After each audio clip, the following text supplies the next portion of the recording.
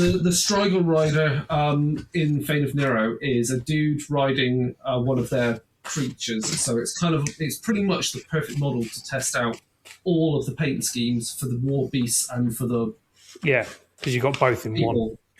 One. So yeah, well, I'll say that I can say that's what I want to paint anyway. What's been fun and what is not? Well, are we starting now? Now that you're allowed to talk about things. So we'll talk about UK Games Expo in a minute. I've been laughing my ass off, I think, a little bit because my God, 11th edition stuff looks nuts. As in, I was talking to Hellstorm Mikey about this on Saturday because I went for a game down at Outpost of Warmachine, and there was his Goodbye to 10th edition event going on. Yeah, I saw some adverts for that. Yeah. And there's this really funny fucking thing going on in 40k, which is, in Warmachine, good old Warmachine, you can see into...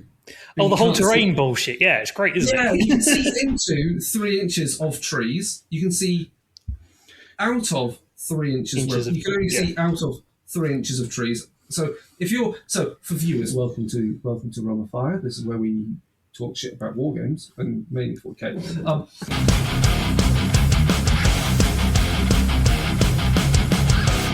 But the point is that if you've got a model that is outside of some trees in Warmachine, you can see into up to 3 inches into the trees. So if something is more than 3 inches away from the edge of the trees in that straight line towards that you're trying to target, you can't hit it. Vice versa, if you're in the trees, if you're more than 3 inches from the edge of a particular edge, you can't see out past that edge. Nope. Likewise, if you've got two models within the same piece of trees, and that tree line is, let's say it's 8 inches wide, right? And there is 4 inches between the two models that are both inside the trees, they can't see each other. And also, finally, you can't see through trees. You can't go, I'm on one side of the trees, I can't see through past the other, unless you've got, again, caveat, various special abilities like Isle of Sight, Tree Sight, which is the one that Old Umbre can do to people, or on top of that, if you're fucking huge, like a Colossal, you just see over it. Now, the thing that's been hilarious about Warmachine, 40K. Warhammer 40K. I'm calling it 10.5. I don't know who it was in the Discord called it 10.5. I'm calling it, it's 10.5. So this whole thing they've got now is called Hidden. That if you're in a piece of terrain, and you don't shoot, you are hidden. Yep. That means you cannot be targeted by the enemy if they are more than 15 inches away from you. But it also means you can't see through a piece of terrain unless you are in it. Now, in it, there's also another. You can have your toe inside the piece of terrain and see through it. But then on top of that, there's also, if you are a colossal, whatever they call it nowadays, if you're a colossal, you can see over things. And so if you're on the backside of a piece of terrain, but 1 foot is in it, you can still be seen because like they're Titanic or something like that. And then there's the other thing, which is like this thing, you can't see into the piece of terrain if you're more than 15 inches away. And then on top of that, actual line of sight also still matters. Yeah. So it feels like this weird kind of thing of like, is this piece of terrain meant to be true line of sight or is it area terrain? And then on top of that, you've got this, if I toe into it, I see all the way through it, which means when you've got a board which has got, and many of the maps do, have a really big piece of terrain in the centre, all you need to do is have your Titanic nonsense, like, I don't know, Riptide, whatever battlesuit, walks up, toes into it, can see through that central piece of terrain, which is maybe about 8 inches across, and see then into potentially the bit of terrain behind it, because you'll still be within 15. It's an absolute nonsense. But so this is actually something that was raised when the previews and the rules all came out. Terrain is fucked and shooting is fucked because you put your big thing there. So either a Riptide or I just watched Tabletop Tactics game of 40k, and I'm like, I like watching them because they actually have personalities for once. But I don't give a shit about the game. They also make their boards look nice. Yeah, they do some amazing boards. They had a Morkanaut, walked up to the edge of a piece of terrain. It died in the first turn because you suddenly become a massive fucking target. And when the rules for the new terrain was kind of basically announced, everyone went, "Yeah, this is going to be a combat. It's going to be hand-to-hand combat all time, close combat game." And that entire game of Blood Angels versus Orcs became close combat, and as a result, Marines died rapidly. Well, that's fun. Yes, and the worst part about it, and they even complained about this in the game, is even though the Orc player is rolling thousands and thousands of dice, they don't have to do any rerolls. The Space Marine has to reroll fucking everything. We talked about this last time, didn't we? Fucking rerolls all the time. But yeah, anyway, let's not talk about Fort. There is actually, we'll talk about something quite entertaining with Warhammer when we come to the review of UK Games Expo. Yeah, so let's start with. I was going to say before we get into that, let's just say one quick thing. Because everybody else has done it, we're going to do it because big respect and big influence on both of us. It's sad that John Blanche passed away. Oh, yeah, of course. Really, really sad. Massive influence on my painting style and stuff from when I was growing up.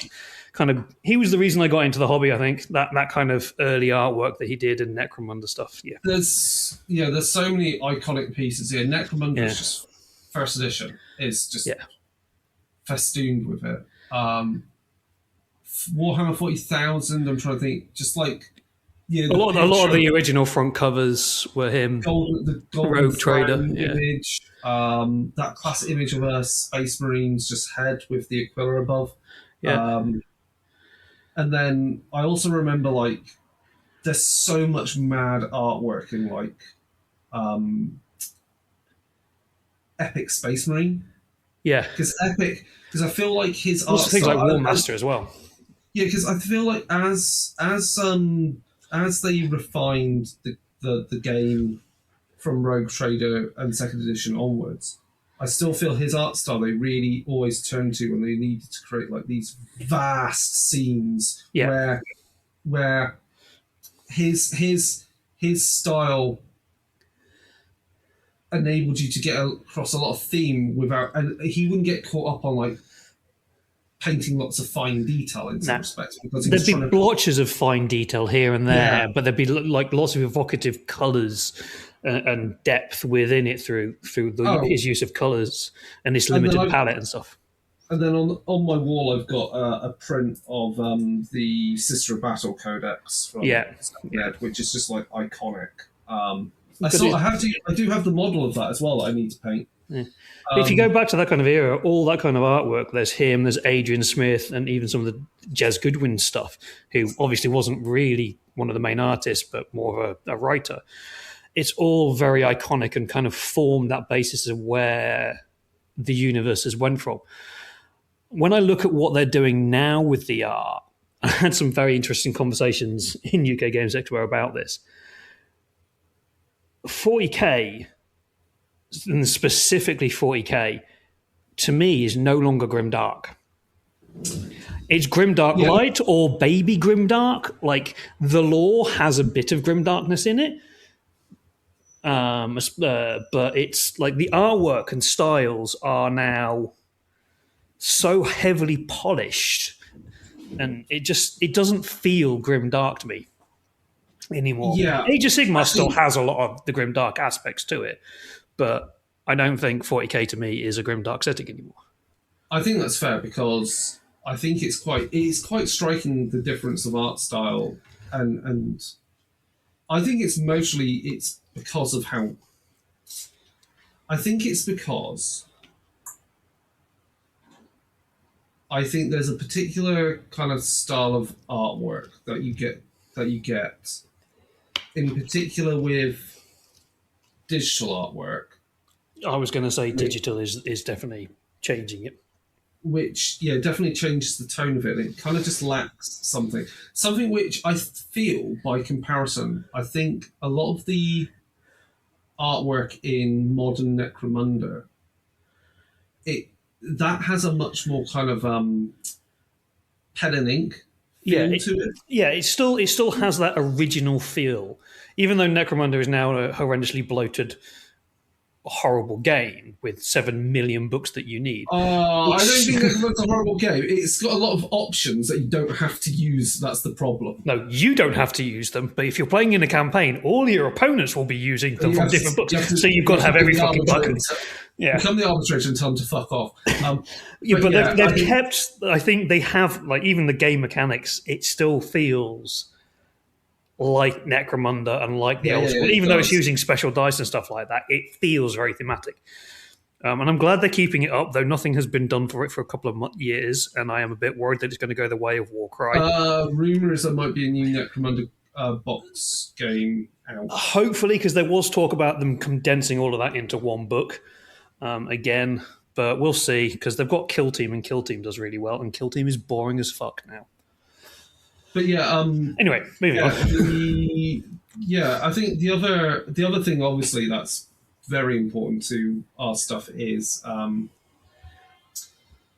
was everything to do with Inquisitor, because that book again was back to front John Blanche artwork essentially, and the writing in the game was very much John Blanche, kind of really fucked up and dark. I mean, basically, it was just like he depict something, and they were like, okay, well, we have to make that in the game. Yeah. And when you've got a game which was very much a hobbyist's game, it was a dream game, and essentially laid down the primer for the 40k RPGs in that sense. And we see that now with Imperium Maledictum and still in Wrath and Glory as well to an extent. So I think Maledictum fits the theming a lot better, because I still think, to me, Wrath and Glory is more leans into this kind of modern 40k setting of grimdark light. I think because that's what people want to play. They want to play the shiny Space Marines, despite the fact that everything else that you could ever play is in there, and you can go dark as fuck within it. People tend it's all driven by sales and stuff. And marketing and Disneyfication. Yes, I said that's the thing. That's the thing. It's like, obviously, I think the potential like end of this road for Games Workshop is, the thing they want to sell more, and make the money on, and therefore not have to put the effort in on, is selling the IP to people, so that but you know how protective they are of the IP. And if someone fucks up that IP, so the whole thing, there's the whole question of what Henry Cavill is going to do with the Amazon TV show. Because if that IP is not exactly how James Workshop want it to be, they will cancel it, and they'll be like, fuck it. We'll see. Still a couple of years away for that yet, so we'll see how 11th edition sells, because I think we've really reached the point where I think this edition's box game is because we've reached the point with I think in previous editions where we kind of had really good iterations and redesigns of miniatures and moving and changing stories and things going on. There was always a reason you go like, I should really buy that, because it was like, when Battle for Macragge came out, we got again more new Tyranids, and then we got more new Tyranids with the previous one. But now we're at the point where I think the changes that we're seeing in the miniatures are so incremental that people who have those armies already actually have them in pretty good renditions. Yeah. So all they've done really in this new edition, they've added in an extra orc vehicle, and they've changed the Vanguard veterans. I think that's the models, and they've also done something to the jump packs, so you now actually have to buy the new models. But the rest of it, anybody who plays these armies is going to have those models. Oh, and they brought out the land speeder, which I don't understand, other than the nostalgia thing. But that's by the by. Anyway, so that's our general 40k rant out of the way, as always. Let's talk hobby before we get into the UK Games Expo. So. I'm sorry, I caused you to spend money. You've caused me to spend a lot of fucking money, you bastard. So, you went to UK Games Expo. Yes. You got to see Warmachine models up front. In person. And as we've known, that's what I've been saying I need to do. And as I've said, I think there are certain designs, which are mostly the old private press ones from MK4, which don't quite come across in person. Well, no, on screen, sorry, but are actually okay in person. I quite like. Yeah. I think the Stormforge, the Storm Legion Warjacks look pretty good in person, but then you saw Orgoth. Well, no. So I will go through it. We'll go through obviously the whole of UK Games Expo some later, but went to the Steamforge thing to have a look at, see what there's. For what it is, it was a tiny stand. Yeah. But I kind of understood it because all they were doing was demoing the game and selling the new 2-player set. Yeah.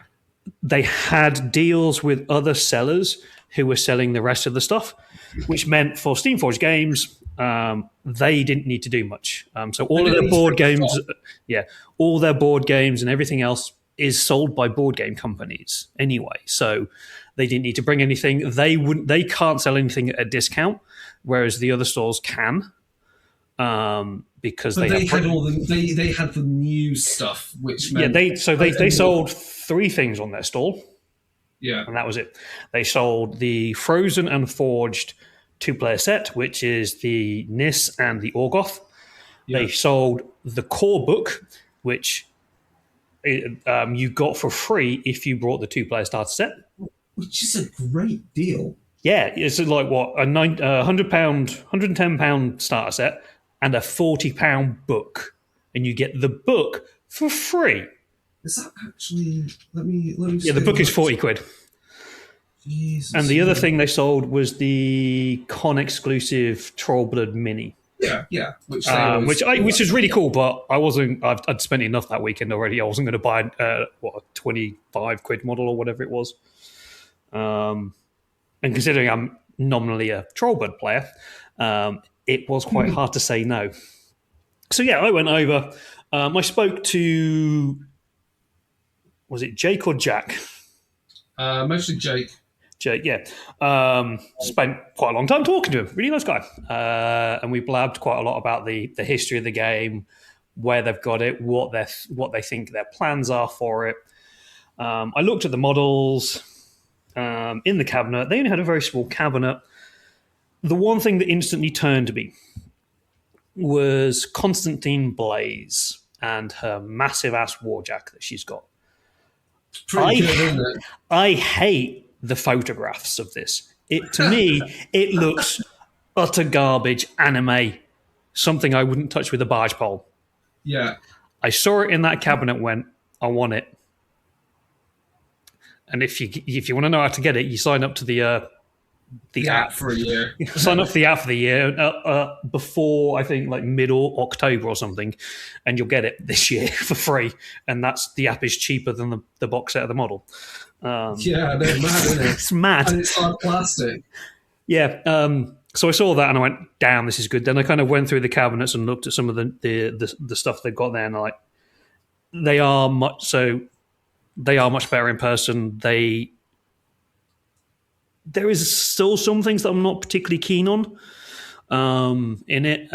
So the I can't remember what they're called, but the Nis, was it the Nis who mixed with the Cyrus? Was it Nis who mixed with Cyrus? No, the Everblight twins. It's the Chimera. Yeah, the Chimera. They're still, because they've all got so much mechanical wings on them, and the wings are flat. They're really fat and chunky, and I don't particularly like them. However, I've also just brought the 2-player starter set of them and the Trollbloods, because I need models to run demo games for people. I think it's an excuse to at least try some paint other things, and like painting wise and stuff. But yeah, so I brought the Frozen and Forged 2-player set, which is the Nis and the Orgoth. I've just today ordered the Kador Signar box set, because that comes with tokens. You found and stuff. One of those still going? Yeah, there's quite a few in France. Obviously, the game is not as popular here. Well, that's great to know. Only in English, mind you. Sorry, French people. It doesn't come with any. It doesn't come with any printed material anyway. So who cares? And and the Trollblood Chimera box Oh set as wow, well. you've got tons of fun there. So I've now got six things, and yeah, so I spent a lot of money because work owe me a lot of money. So I bought with some stuff recently. Yeah, big boy. Kador Colossal is massive. So here's a question then. Let's do a quick. I can't be able to go get him, but he's over there somewhere. Size comparison. What size base is that? 120 millimeter. 120 millimeter. How tall is he? What? Uh, Probably about 200 mil? He is, let's just say he is 18, on the base he is 18 centimetres tall. Okay. And it's like, because it's Kador, it's a massive chunk of plastic, isn't it? Of 3D printed resin, yeah. Yeah. How much was that? If we go from the Steamforge Games website, which is where you can only buy this, because these big things you can only currently get direct. 3D printed, yeah. Because they're not the type of thing they're going to shop out to stores. Okay, I got him for it's 140 quid. No, sorry, it's 135 quid. 135 quid. Now go onto the Games Workshop website. Look up the price of the Titan. Not the Titan. The biggest. I wanted me Titan to look at a Walker. So I can't fucking walk. Armies of the Imperium, Adeptus Titan. No, Imperial Knights. Or is it no. I'm talking actually about the 40k ones. I'm talking about the 40k ones. Similar base size. No. There's two. So Adeptus Titanicus, you can get a Knight Valiant is 118. That's resin. So that's 430 quid. Is the Acastus Knight Astros or the Acastus Knight Porphyrion? But they're all resin. They can't be that big. Yeah, no. Imperial. You want Imperial Knights 40k? Yeah. No. Oh, yeah. I'm looking at the Knight Quest. Okay, so I'm on the Warhammer 40k, Armies of the Imperium, Imperial Knights. The Knight Questoris is about 180 quid. I'm on the American one, so for some reason I don't know what. The Knight Questoris is £115. 115. Okay, that's wrong conversions then. Knight Castellan is 118. Okay. So they've actually reduced those in price because they used to be way more expensive than that. They're not as big, but they're also not as big. But there is also the Cerastus Knight Archeron, which is really cool.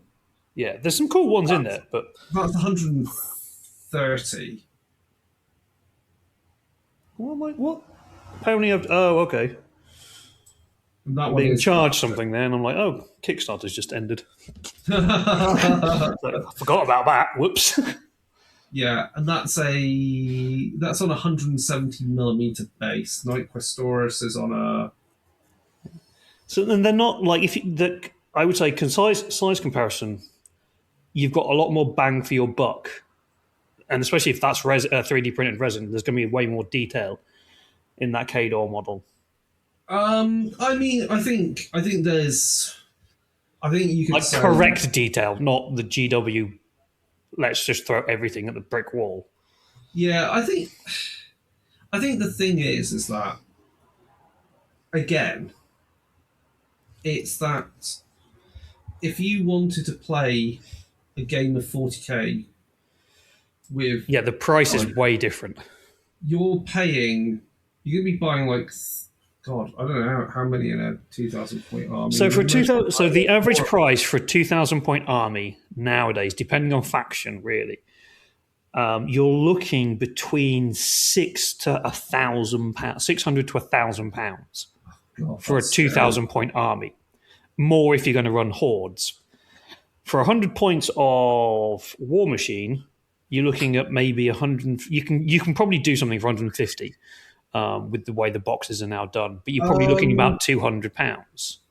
I would say, if I was to add it up now, if we look at say, if we were going off, say we're building a Kader army. Yep. You've got the Kader starter, that's 70. The expansion's 145. That takes you up to 70. That takes you up to a good 50 points. And then if you bought the other expansion, that's another 135 takes up to 75 solidly. And then you don't tend, like most people don't tend to play more than like 100 points is a large game. And then the battle group box is 70, but either way, you're topping out at roughly around the 250. 250, 300. It's half the price. It's 300 to 400 pounds, but the fact is, you can happily play at each of those purchases. You can happily play a game. Yeah, it's a very incremental game. Whereas 40k, even though they try to do incremental stuff with like combat patrol and stuff, the game is so horrendously unbalanced. And it's clearly there are reasons. The game's clearly optimized for 2,000 points, and that's why everyone plays that scale. Yeah, and it takes them 3.5, 4 hours to play. Yeah. Anyway. The thing I was going to say, which was good about what you said about the Warmachine stand, is by comparison. Again, I'm going to bitch about what Games Workshop does at UK Games Expo because I don't understand why they do it this way. They had a stall there. Yeah, and nobody was fucking buying anything because you can go to a shop and buy it. Because for exactly the same reason, why would you buy their stock there when literally Wayland Games is at the other end of a hall selling exactly the same stuff at 20% Wayland Games, off. Element Games, Chaos Cards, any independent retailer who has a big enough presence was there selling Games Workshop at 20% discount. And then why would you go to Games Workshop? The only thing that GW should be selling at an event like that is the stuff that's much more exclusive that you can't get outside of their shops, which is like their anything you can buy at Warhammer World in the Warhammer World boxes. Basically. But no, they didn't do that. And no, of course they don't. So we will now do something that. I brought a load of stuff. I have opinions on the plastics. But we'll do that maybe in another episode. Otherwise, this will go on for fucking hours. So, UK Games Expo. The funny thing about the Warhammer stand, the Warhammer stand. Well, it's not really the Warhammer stand. It's some ex-employees, and you've probably seen the Instagram posts on this. So, Warhammer, they had the largest stand in the halls out of anybody. It was fucking massive, and it wasn't that well used because, as we just said, people were buying from elsewhere, and the number of 10th edition core box sets they had was insane. And I'm like, you're releasing 11th edition in literally 3 weeks. Why the fuck are you still selling this? But anyway, really strange. So they had that Warhammer stand, and it was whenever I walked past it, there was maybe 5 or 6 people walking through it because they also had some models and they were well painted. So look at the pretty models. There were more staff on the stand than there were visitors a lot of the time. Directly next to Warhammer stand, Trench Crusade. Which Trench Crusade was not one of the smaller stands, but it was maybe a third or a quarter the size of the Warhammer stand. They had maybe 4 or 5 staff on. Yeah. For the weekend, they got one of the art guys who did the art for it. He was there for the entire weekend painting a new picture live. He had his headphones on, so he wasn't talking to anyone. So he sat there for the entire weekend painting something. They had the layout director there answering questions. The most common question was, when is the book actually getting produced? And the answer was soon. Because, well, we know there's problems with the Trench Crusade book and production and stuff. But the funny thing that happened was, and I mean when I say right next to it, I mean literally just across the street from it, they had, on Saturday, a table facing the Warhammer stand where you got to meet some of the designers of Trench Crusade. Oh, and who are they? Who were they? And who were they sat there staring at their old employer? Now, I don't know whether they did this on purpose or not, but Andy Chambers, I can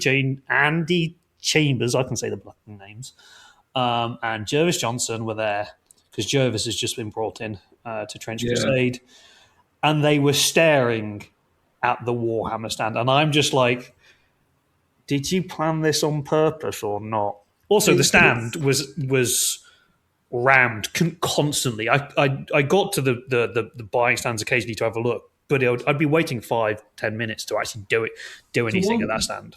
For want of a better word, we're going to take one which actually comes from the Manosphere, which I find really funny, is they got mogged. Games Workshop got mogged. They properly did.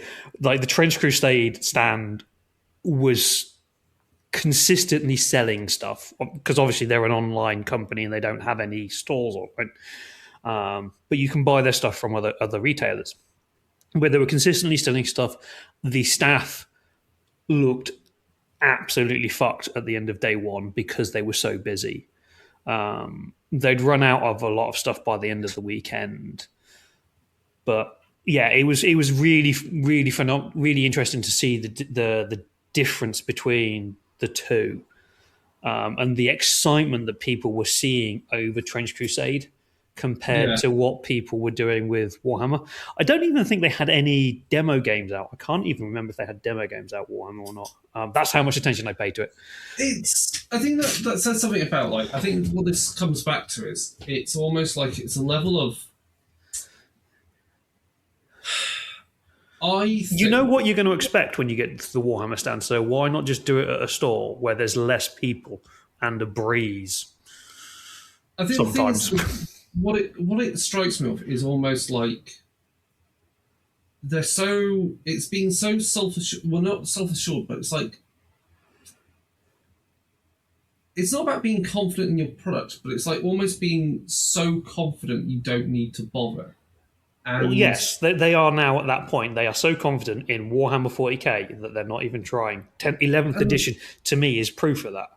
And the thing about that is, when you go to an event and you have some minis which are apparently they had on display were missing parts, or in the case of the Land Speeder, the new one, obviously it's a 3D printed resin one they have on display because it's pre-production, and that was broken.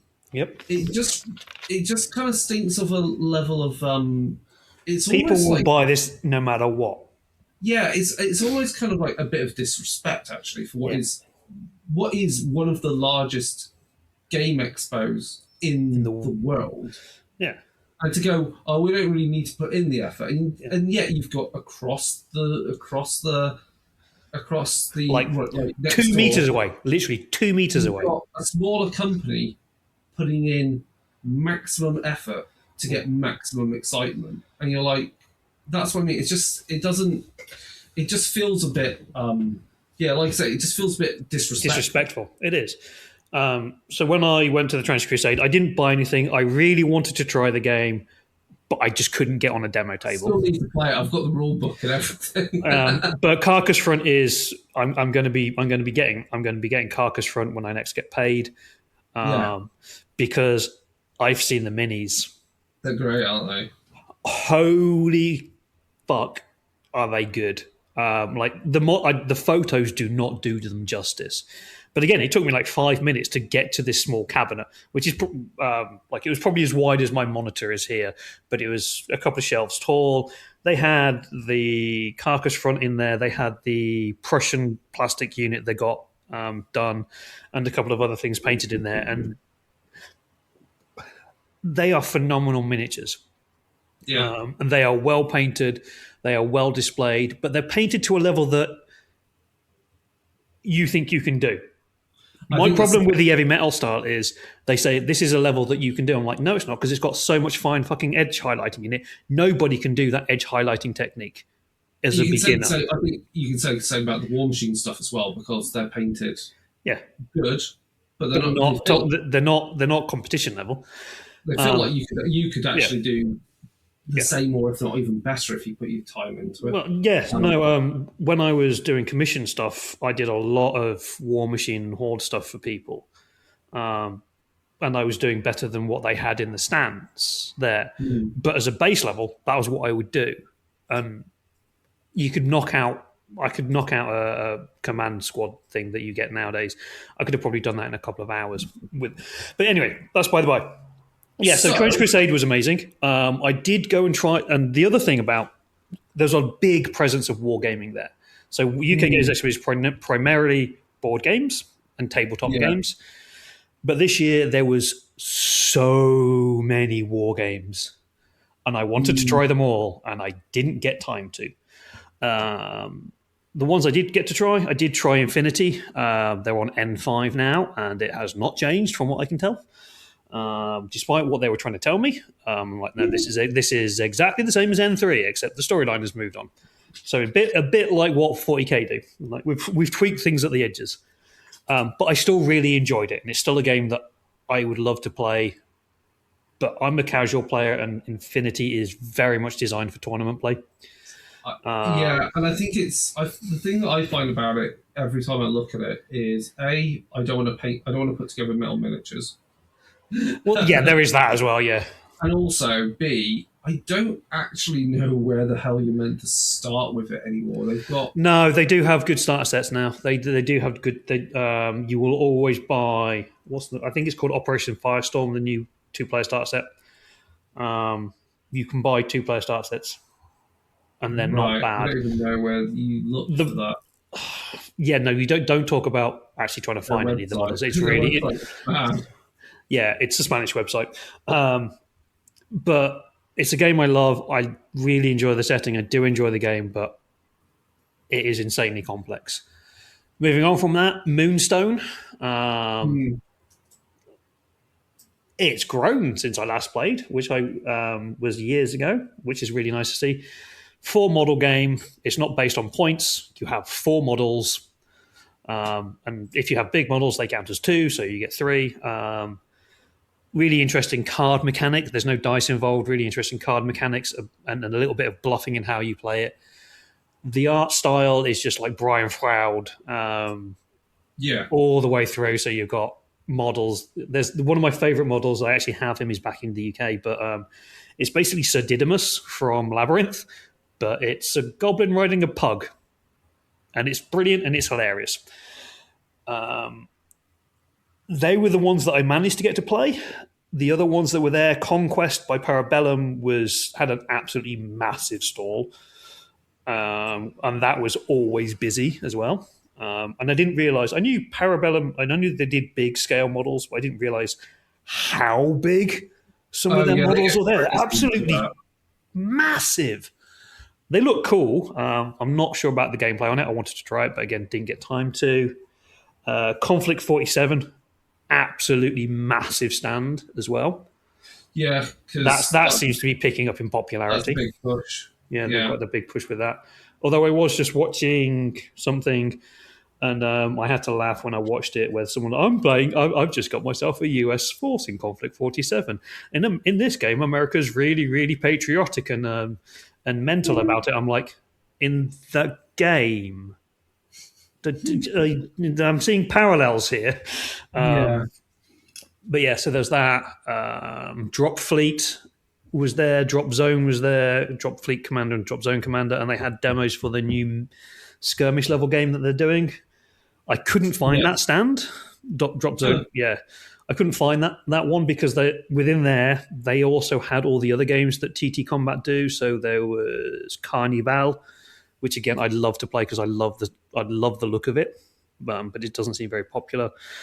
And there were other games. Bushido was there as well, and then lots of other small games. So like wargaming is now a big thing there, which is great. And there's loads of paint companies as well. AK Interactive were there. P3 were obviously there, and you could buy any painting companies. Coats, Stoke Roads, Two Thin Coats do the painting competition there. Yeah, so Coats.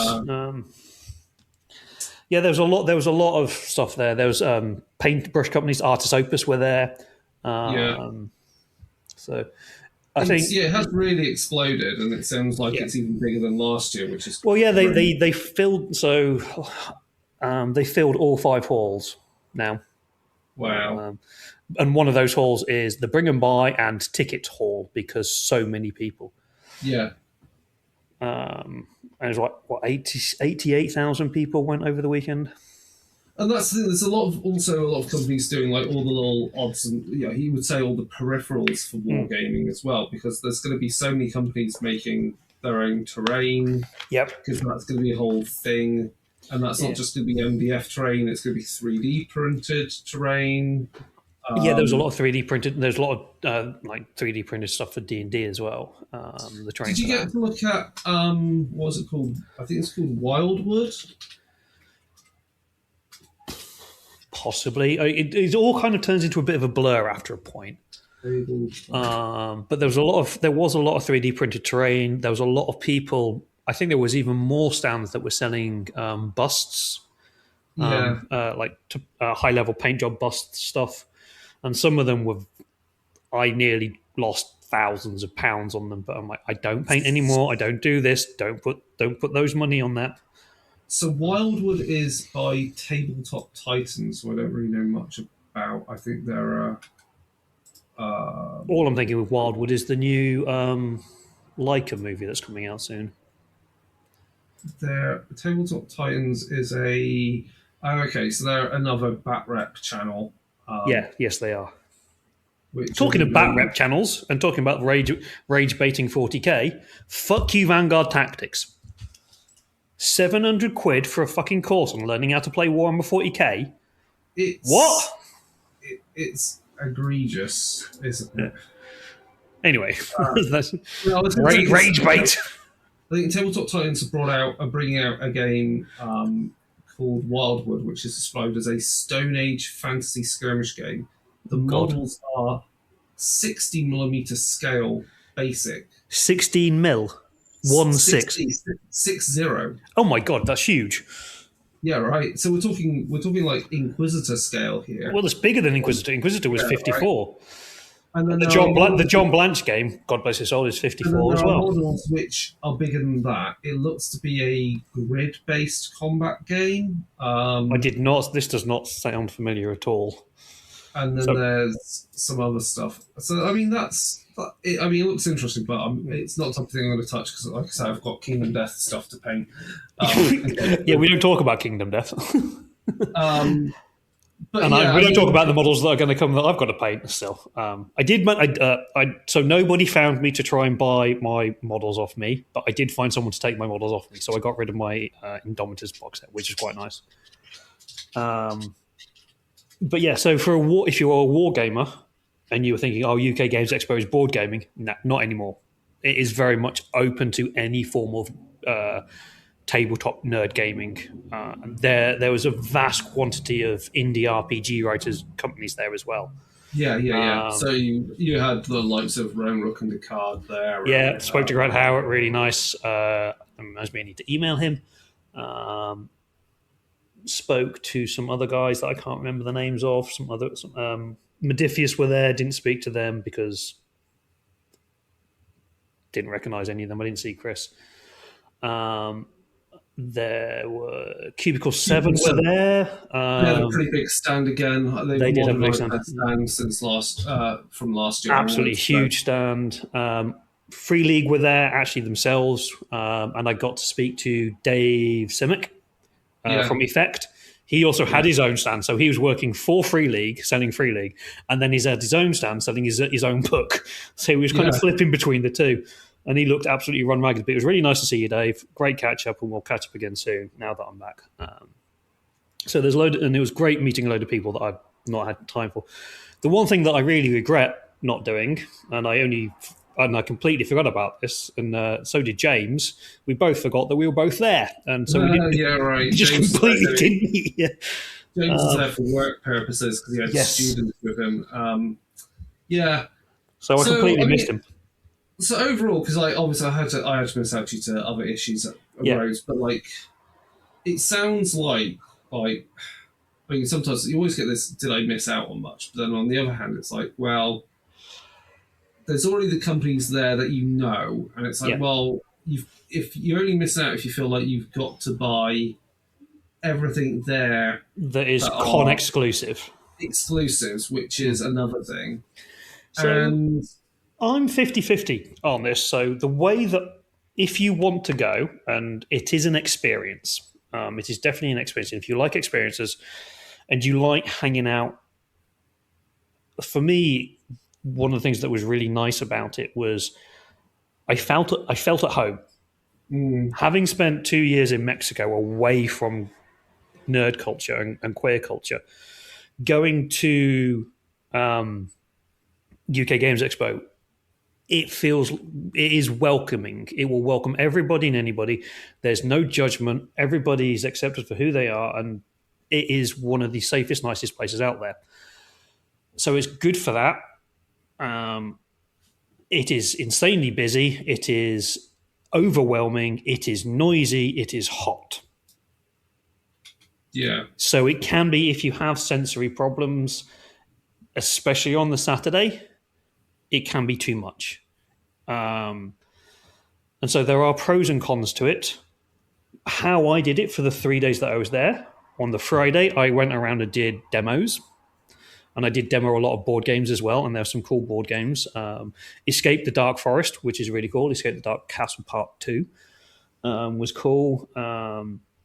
So Friday, I did demoed board games and mini games. Saturday, I sat in the Hilton Hotel with friends and played games. We avoided the main hall because it was insanely round and the AC wasn't working very well. And so everybody I saw who was going there, they were just coming up as a sweaty mess.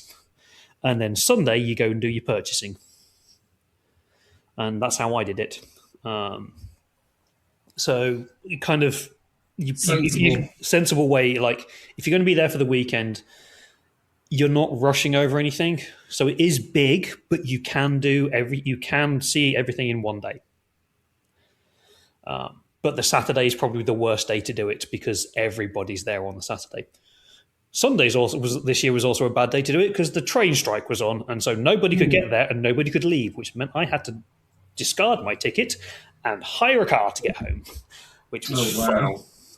No, it was great. It was shitty that I had to do that, but it was great because I brought a lot of books, and books are heavy, and I did not want to get on trains with angry gamers. Yeah. But yeah, I really enjoyed it. Got to meet some cool people. Got to meet Hamilton in person. That was nice. Yes. Bought his game, which I need to read. It looks right up my street. So spent a lot of money with Rowan and Deckard as well. So. Well, that's good. Yeah, it sounds like for you it was a worthwhile experience, given that you've been living abroad for so long and missing out on gaming events. Yeah, and missing all my friends, and I got to meet so many of my friends in the industry and just friends and make new connections. I was meant to. I organised an interview with Pelle from Merkborg and the Swedish Cartel, and then completely forgot to turn up because it was so rammed. And then I went back a couple of hours later. It was like, oh shit, yeah, sorry, I forgot as well. I'm like, oh well. And by that point, he was a little bit drunk. So yeah, I think the thing is, it's definitely like,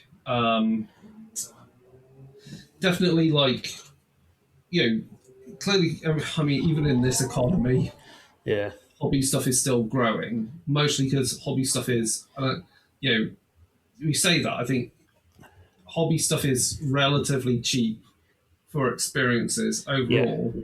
When the longevity of it, when the enjoyment you get over a long period of time. The cost of going to the cinema now is ridiculous, or even trying to buy a house. You think of those things like.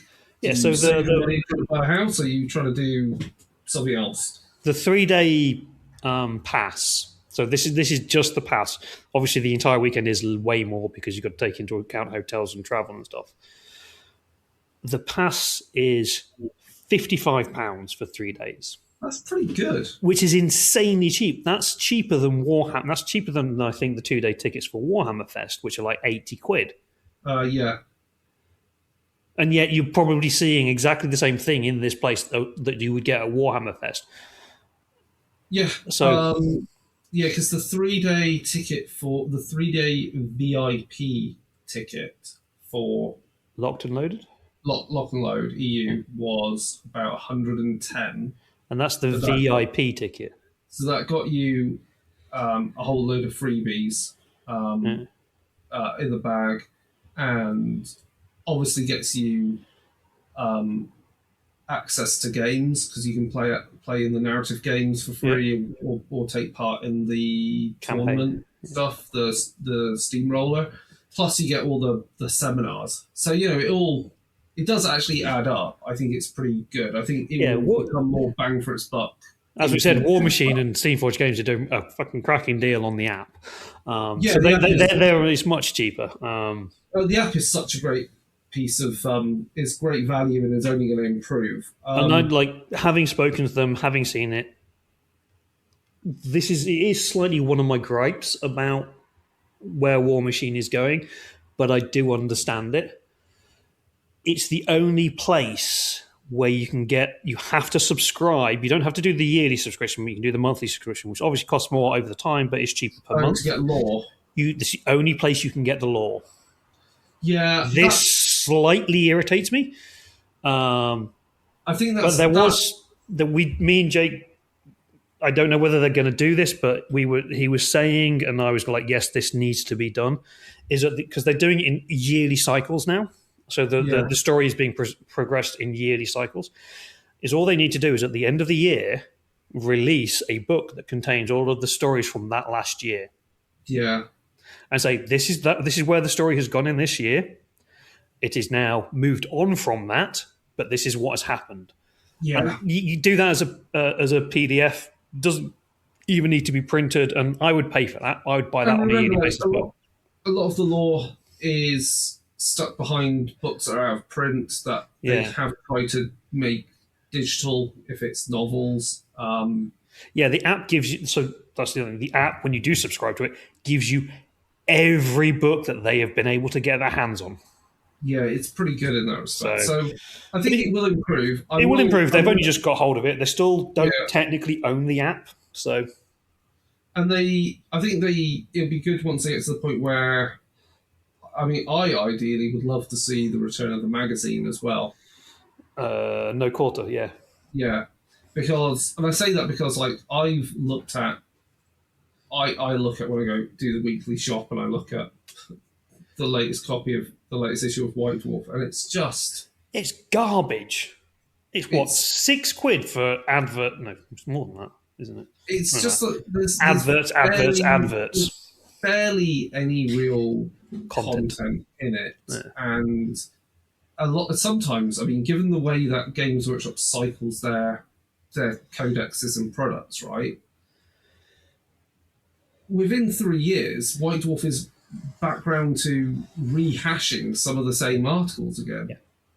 So it feels very pointless at that point. To me, and this is probably something we can rant about in another episode because we're getting quite long here, but to me, I understand the Games Workshop model because it's a business model and it's a subscription model without actually having the subscription. Your subscription is a 3-year turnaround because every 3 years you have to renew your subscription by rebuying the core set. And then you renew your next subscription by buying the codex. And it's a subscription model, and that's why it's such a fast turnaround. Other than the fact that it's also a stock trading company where they have to show profits to their shareholders. They have to show profits and growth. So this is like, if you notice the speed at which things started to happen and why things started to changing was when they floated the company. And that's when the 3-year cycle started. So, but anyway, we'll rant about that another day. Wrap up, because I don't think there's much else to talk about. So, I mean, obviously, I think we'll definitely do some exploration of what you've picked up for Warmachine and talk about the rules and the gameplay, because once you get into it and explore that a bit, I've got to find someone. I've got to convince someone here to play it. Oh, that should be all right. I'm sure I can find someone. I mean, if not, I can read the book and play by myself. Given you've got enough stuff that no one needs to technically buy anything, that's always getting people into games initially where they don't need to buy anything is always a good place to start. And then obviously events coming up PeachCon got confirmed as 9th of August, so I plan to be there to run Warmachine demos. I can't think if there's any other upcoming events between now and then, so I like to kind of try and keep things quiet because things are also busy. Don't think there is, off the top of my head.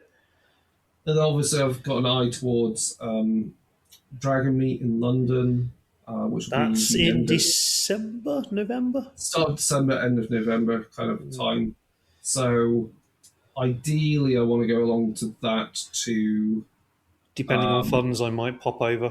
Run a demo or something. So we might have something that we want to promote. Definitely. I mean, I'll definitely have Trash Humanisms run as the quick start because we should be much further along with that in layout. We will, I think by the time Dragon Meat comes on, the other project, whether we want to talk about it here or not, will be complete, whether it's actually published or not.